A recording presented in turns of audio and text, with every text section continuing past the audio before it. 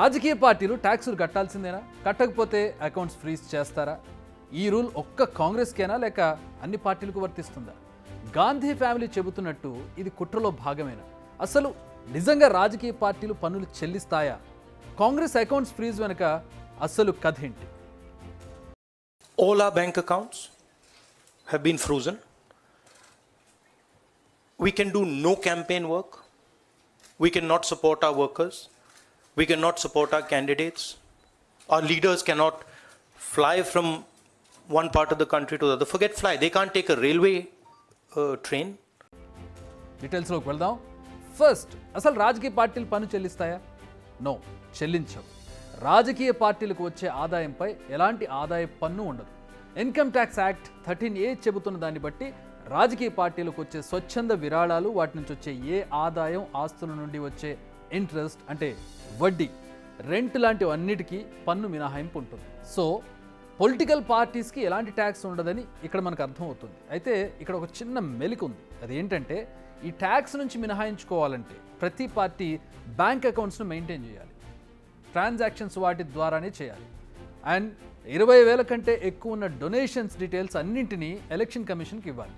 At the same time IT డిపార్ట్మెంట్కు returns కోసం file చేయాలి. సో క్యాష్ రూపంలో కాకుండా అకౌంట్స్ నుంచి జరిగే డొనేషన్ ట్రాన్సాక్షన్స్కు ఎలాంటి ట్యాక్స్ ఉండదని దీన్ని బట్టి అర్థమవుతుంది.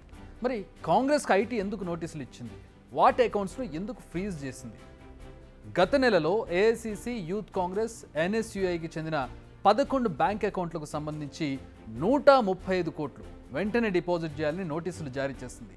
ఈ డబ్బుతో పాటు ఇంట్రెస్ట్ 75 కోట్లు, మొత్తం 210 కోట్లు చెల్లించాలని ఆ నోటీసుల సారాంశం. అంతేకాదు, కాంగ్రెస్ బ్యాంక్ అకౌంట్లను ఫ్రీజ్ చేసింది. ఈ విషయాన్ని కాంగ్రెస్ పార్టీ కోశాధికారి అజయ్ మాకెన్ ప్రపంచానికి తెలిపారు. ఆయన ప్రెస్ మీట్ పెట్టిన కాసేపటికే మళ్ళీ అకౌంట్స్ను పునరుద్ధరించారు.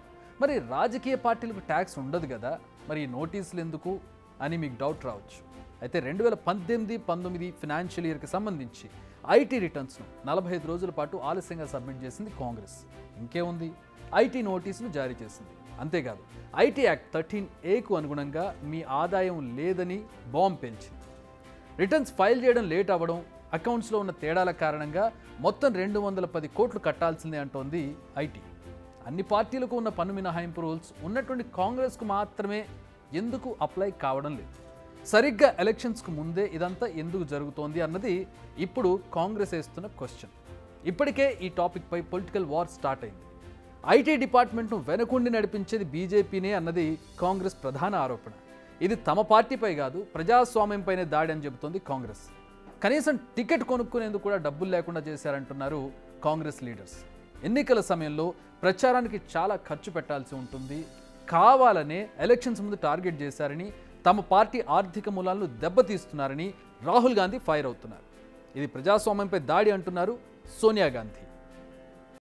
It impacts our democracy itself most fundamentally.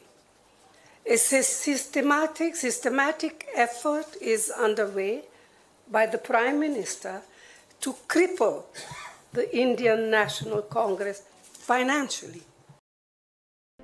ఇక్కడ కాంగ్రెస్ కొన్ని ప్రశ్నలను తెరపైకి తెస్తోంది. అవేంటంటే 2017-18లో 199 కోట్ల రూపాయల డొనేషన్స్ వచ్చాయి. అందులో 14,49,000 క్యాష్ రూపంలో వచ్చాయి. వచ్చిన డొనేషన్స్లో వాటి పర్సంటేజ్ 0.07 మాత్రమే. కానీ వేసిన ఫైన్ మాత్రం ఏకంగా 210 కోట్లు, అంటే 106%. ఇది నక్కకు నాగలోకానికి ఉన్న తేడా అని కాంగ్రెస్ ఆరోపిస్తుంది. ఇది కావాలని చేసింది కాకపోతే ఇంకేంటి అనేది మరో ప్రశ్న. 2017-18 ఇష్యూకు సంబంధించి 7 ఏళ్ల తర్వాత, అది కూడా ఎలక్షన్స్ ముందు చర్యలు తీసుకోవడం వెనుక మీ ఉద్దేశం ఏంటి? 210 కోట్లను ఫ్రీజ్ చేయడమే కాకుండా అకౌంట్స్లో ఉన్న 285 కోట్లను ఉపయోగించుకోకుండా చూశారు. ఇది విపక్షాన్ని కావాలని ఇరుకన పెట్టే చర్య కాదా అని కాంగ్రెస్ ప్రశ్నిస్తోంది. ఇవన్నీ కాకుండా 1994-95కు సంబంధించి మరో ఫ్రెష్ నోటీస్ ఇచ్చారు. అప్పుడు సీతారాం కేసరి ట్రెజరర్గా ఉన్నారు. 30 ఏళ్ల తర్వాత నోటీసులు ఇవ్వడం వెనుక రీజన్ ఏంటి? ప్రస్తుతం ఈ ప్రశ్నలను సంధిస్తోంది కాంగ్రెస్ పార్టీ. కానీ సమాధానాలు చెప్పేవారే లేరు. మొత్తంగా చూస్తే ఇదంతా కాంగ్రెస్ను కట్టడి చేసే కుట్రే అన్నది ఆ పార్టీ నేతల అనుమానం, ఆరోపణ.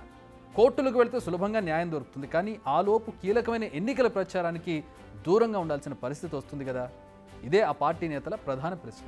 మరి కాంగ్రెస్ పార్టీకి ఆర్థిక కష్టాలు తీరుతాయా?